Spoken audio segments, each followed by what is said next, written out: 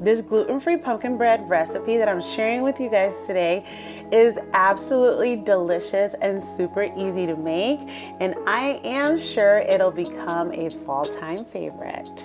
These are the ingredients that we are going to be needing today to make our pumpkin bread. I have a 1/3 cup of melted butter. We're going to be using 1 cup of brown sugar, a teaspoon of the baking powder, and then a teaspoon of the baking soda as well, a little dash of vanilla, I'm going to say about a teaspoon, 1 cup of the pumpkin, just the pure pumpkin. I'm going to say about a teaspoon of the ground cinnamon, a teaspoon of the pumpkin spice, 3 eggs, and 1½ cup of gluten-free flour. All right, so I'm going to be using my mixer for this. The very first thing I'm going to do is I'm going to add my 1 cup of pumpkin inside the mixing bowl.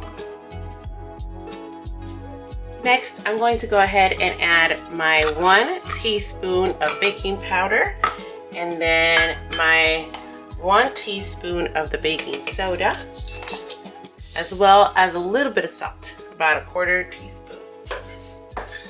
A teaspoon of the pumpkin spice, pumpkin pie spice rather. I love cinnamon and so do my kids, so I'm going to be adding 1 teaspoon of the cinnamon in.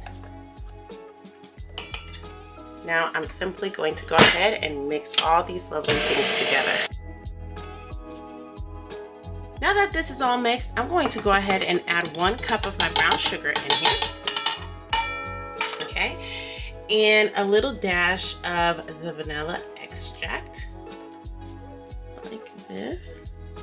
I'm gonna call it about a teaspoon or a 1/4 teaspoon, just a little bit. And then I'm going to go ahead and mix this once again until it's nice and smooth. All right, once that mixture is nice and smooth, we're going to go ahead and add our 3 eggs and our 1/3 cup of melted butter. And then we're going to go ahead and mix it up again. Now, once all of our ingredients are well mixed together, the very last thing we're going to do is add our 1½ cup of the gluten-free flour. And 1 final mixing. You're going to notice that the mix is a little thick, and that is good. That's what we're looking for. Just shake this off. All that good stuff out of there. And then with a spatula, I'm just gonna scrape the sides to make sure that there is no random flour just left on the sides or a clump of flour left in there. I'm gonna take my bread loaf and I'm simply going to spray it with some cooking spray. Or you can use butter, whichever one you choose. And now I'm going to go ahead and add my yummy mixture in the loaf.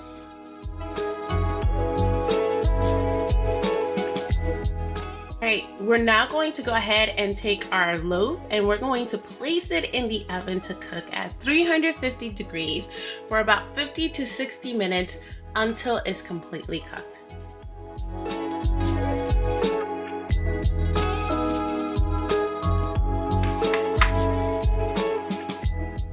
I cooked mine for about 1 hour. Now I'm just going to let it cool for a couple of minutes, and then I'm going to transfer this to a cooling rack.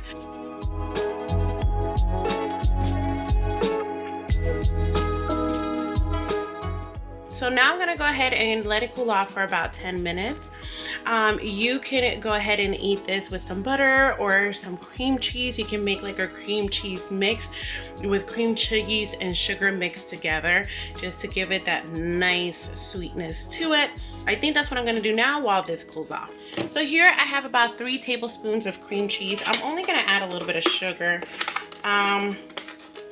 about like a little teaspoon, just to give it some flavor. And I'm going to go ahead and just mix it all together, almost like if we were making a cheesecake.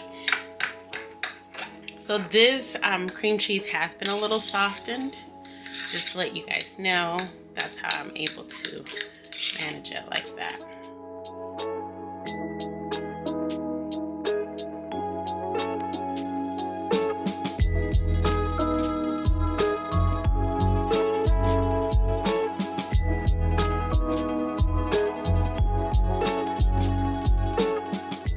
If you enjoyed this recipe, make sure to check out my recipes playlist for other super easy and yummy recipes.